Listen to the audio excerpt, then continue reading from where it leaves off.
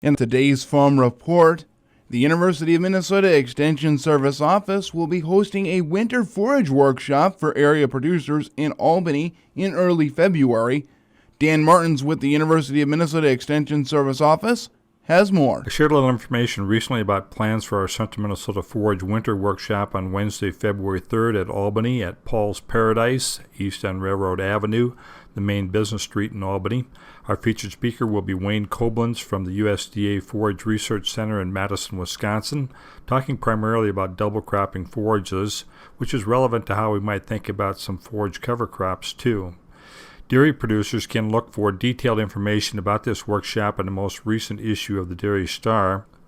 The Midwest Forage Association mailed flyers about this workshop to current members and a list of people who have been members in past years.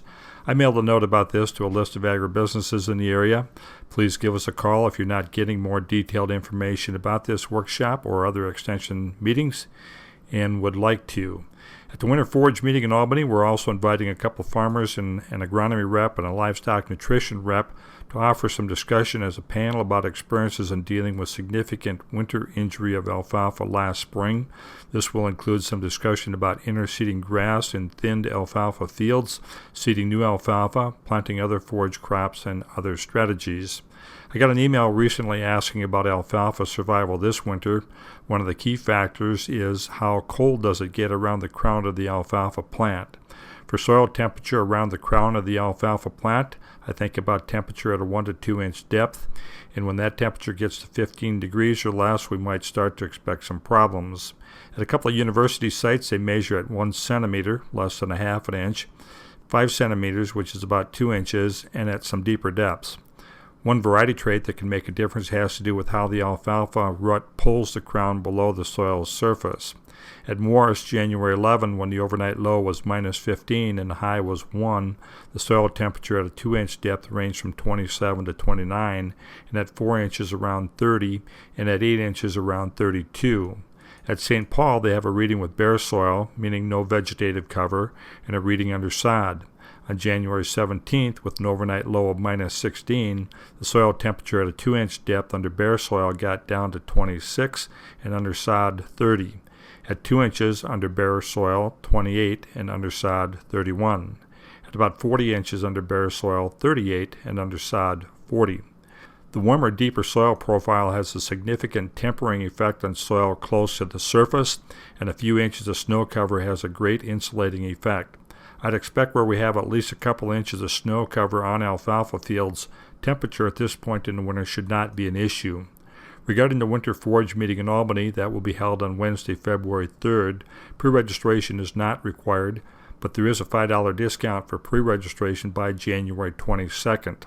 So if that's of interest to you, do a website search for Midwest Forage Association or call MFA at 651-484-3888 or give a call to the County Extension Office and we'll help you get connected. I'm Dan Martins with U of M Extension, and I hope your day is going well.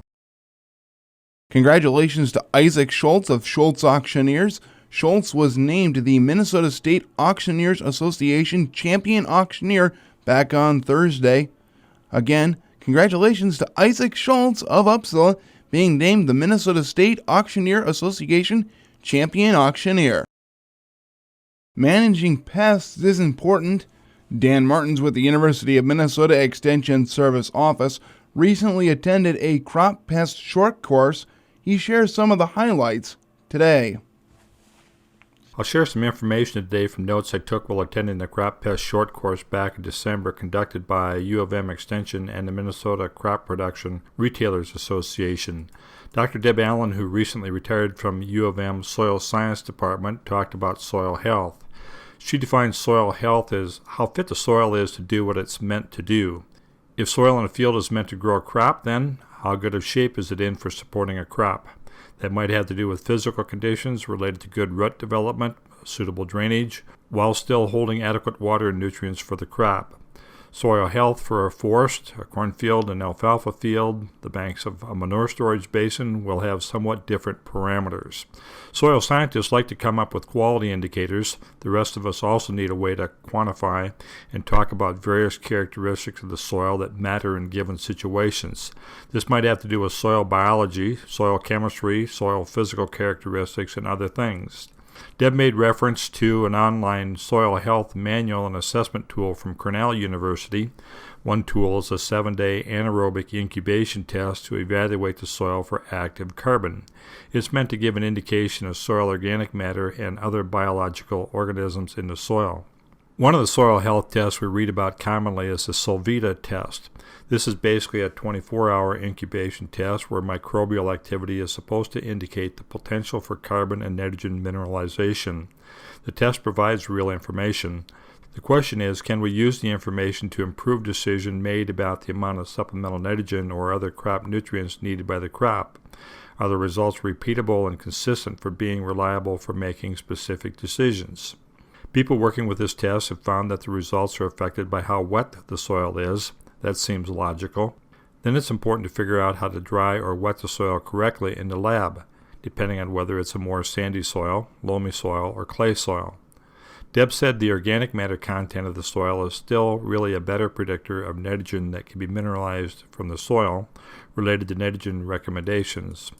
For the Solvita test, more work needs to be done to improve lab procedures, and even more field trials need to be done to correlate Solvita test results to crop response in the field related to some specific management decisions. Deb also talked about the Haney test, which is supposed to be a microbial activity indicator. From Deb's discussion, the Haney tests sound like a long formula that applies weighted factors to a wide variety of tests that are run on the soil. Perhaps even more than the Solvita test, the Haney test lacks field trials that provide a reliable correlation between test results and the decisions that you make about management practices in the field. So it sounds like there's plenty to learn before you bet the farm. And it's important with any test or recommendation process to apply your common sense and experience to the situation. I sometimes call that being a good student of your farm. I'm Dan Martins with U of M Extension.